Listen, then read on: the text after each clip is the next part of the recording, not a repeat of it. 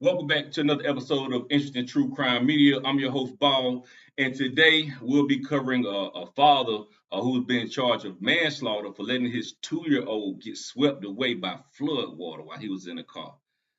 Crazy. All right, y'all already know. Before we get started with this video, please do me a favor, hit that like button, subscribe to the channel, and share the content so we can keep everybody aware of all the madness that's going on in this world. Now, without further ado, let's go to work. A shocking turn of events in the drowning death of a 2-year-old during a flood in Barstow last month. The boy's father, who survived the flood, has been arrested and charged in the boy's death. Eyewitness News reporter Leticia Juarez joins us live with the latest developments. Leticia. Well, earlier I was in Barstow and I tried to speak with the family of Brandon Padilla, but they told me they had no comment. Meanwhile, the Barstow Police Department aren't telling us what evidence led to him being taken into custody last Friday. But what started out as a tragedy with the drowning of Padilla's 2-year-old son has now turned into a criminal case. Brandon Padilla Aguilar, seen in this photo released by the Barstow Police Department with his hands cuffed behind his back as he's led out of his home by police. The 26-year-old was initially charged with murder in the drowning death of his 2-year-old son, Xavier. The tragedy unfolded back on September 18th and was captured on cell phone video as Padilla attempted to drive through rushing floodwaters along West Main Street. His vehicle was swept away, and though he managed to escape with his son, the two became separated in the current. A memorial now stands at the site where little Xavier went into the water. The Barstow Police Department did not provide details about what led to the arrest, but in a statement said, over the course of a month-long investigation, detectives spoke with witnesses and gathered evidence. Based on evidence obtained, detectives secured an arrest warrant for him. But during his arraignment in a Victorville courtroom, the murder charge was dropped. Instead, the San Bernardino County District Attorney filed lesser charges, including vehicular manslaughter with gross negligence and child abuse under circumstances likely to cause great bodily injury or death. Through his court-appointed attorney, Padilla pleaded not guilty. And Padilla is due back in court next week. He's currently being held on $200,000.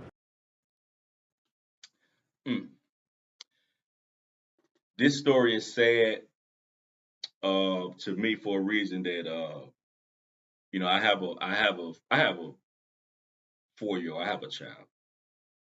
It's a sad day, but like as far as for this particular guy to be a father, because it's not a day that goes by that I don't think about like ways to protect my child.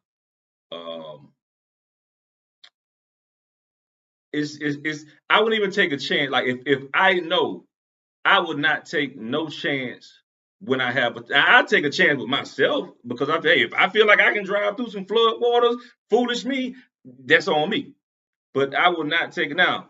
I'm not gonna be high of my mightier than thou.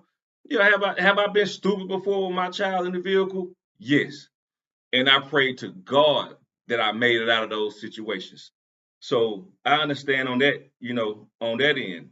But I think about the times that I was stupid in a vehicle with my child and how worse it could have been. Like I understand, I sympathize, from a point that, I was a father and I was stupid at a point of time when it came to my kids. But, God allowed me to see another day with them. And to try to make it right. But we're talking about things that I've done in my early 20s. So when I seen this story, I thought it was interesting. Number one, that what I could never think of, like I could not think of putting myself in a position like that to where I would save myself and not save my child. That's the only knock that I have on this particular story right here. And I don't I can't put myself in the mind of him. I can just only put myself in the mind of me.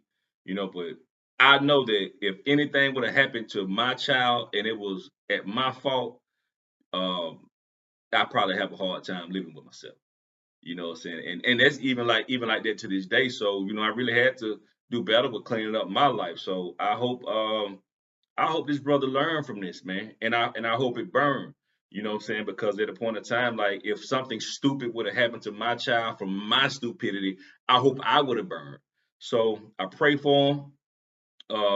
You can't come back from death though. I pray for all the families involved. I pray for the other parent of the child that everything work out well. And just gotta, you know, just gotta pray. That's all you gotta do. And keep going. All right. Let me know how y'all feel about this particular story right here in the comment section. And remember, the only time crime pays is on the internet.